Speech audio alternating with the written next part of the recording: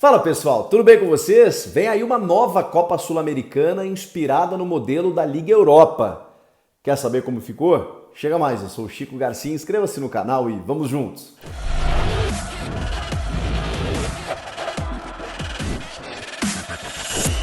Vem aí uma nova Sul-Americana, a Conmebol anunciou essas mudanças que não são lá muito significativas, mas para a gente entender que o regulamento tem sim uma modificação importante. Por exemplo, existe uma fase preliminar em que brasileiros e argentinos não participam. Essa fase preliminar faz com que países como Bolívia, Chile, Colômbia, Equador, Paraguai, Peru e Venezuela destinem 4 equipes de cada país. E eles jogam essa fase preliminar. Jogos únicos com mando de campo sorteados aí pela Conmebol. Essa é uma fase preliminar que, repito, brasileiros e argentinos não entram.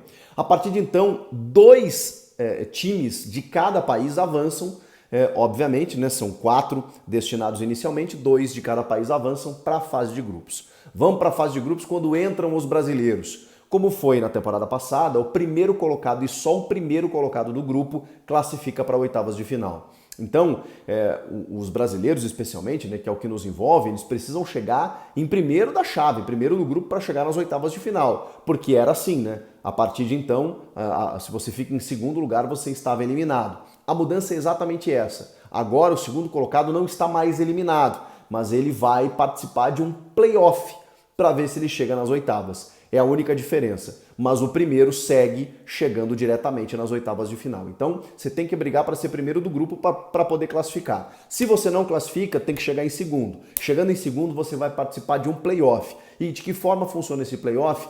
São essas equipes, né, em segundo, os segundos colocados da fase de grupos da Sul-Americana contra os terceiros da Libertadores. Meio confuso? Vou te explicar. Na Libertadores, todo mundo sabe, né? Fase de grupos, aquela coisa toda. Os 2 primeiros classificam para oitavas de final. Os outros 2, em tese, eliminados. Mas estão eliminados da Libertadores.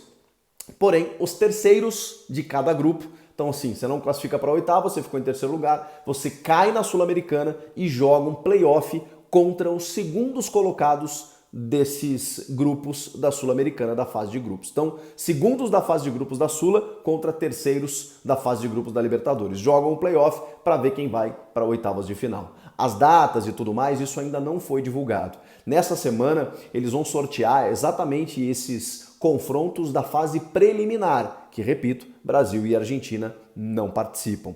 Aí, a gente sabe que na fase de grupos entram os brasileiros, que são São Paulo, América Mineiro, Botafogo, Santos, Goiás e Bragantino. Todos esses vão brigar pelo primeiro lugar dos seus grupos para chegarem nas oitavas de final. Se chegarem em segundo, esperam terceiros colocados da Libertadores, participam do play-off, ainda seguem na briga para tentarem chegar nas oitavas. Vale lembrar que a Copa Sul-Americana também dá uma vaga na Libertadores do ano seguinte, além de te dar um título continental e você poder disputar também no ano seguinte a Recopa Sul-Americana contra o campeão da Libertadores. Então você tem uma possibilidade de conquistar mais um título ainda em 2 jogos, né? A Recopa é feita em 2 jogos. Então eu acho a Copa Sul-Americana um torneio acessível para clubes, especialmente que estão com dificuldades para vencer títulos significativos no Brasil. E aí a gente está falando do São Paulo com um jejum de títulos importantes. O América Mineiro, que daqui a pouco pode ter uma importância, uma relevância internacional, já vem subindo de patamar.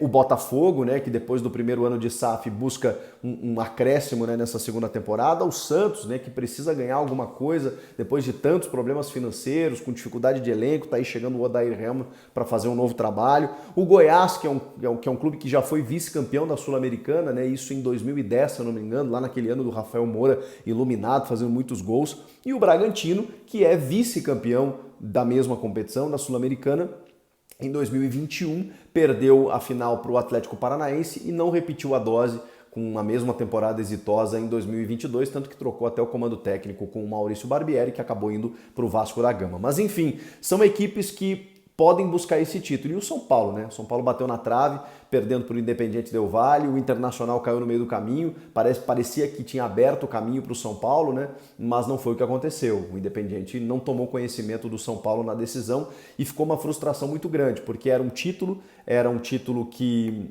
o São Paulo já tem, né? com o Rogério Ceni como jogador, ele conquistaria como técnico, daria uma vaga direta para a próxima Libertadores, enfim, fecharia um ano em que o São Paulo chegou na final do Paulista, chegou na semifinal da Copa do Brasil e chegou na final da Sul-Americana e poderia ter conquistado um título para carimbar o trabalho. E a derrota causou muita repercussão, inclusive na sequência, né? O São Paulo se abateu demais após aquela derrota em que o Independiente Del Valle acabou sendo superior o tempo inteiro. Então é uma competição que dá para os nossos brasileiros vencerem, te dá um prestígio internacional, te dá uma vaga na próxima Libertadores, imagina, porque aí você não precisa buscá-la via Campeonato Brasileiro ou Copa do Brasil. Se bem que no Brasileiro, né, eles sorteiam praticamente as vagas, né? São 8, 9, 10, daqui a pouco vão dar 20 vagas para Libertadores. Mas enfim, a Sul-Americana já garante você lá, além de dar um título. O que vocês acharam das mudanças? Comenta aqui, inscreva-se no canal e eu volto na próxima. Tchau!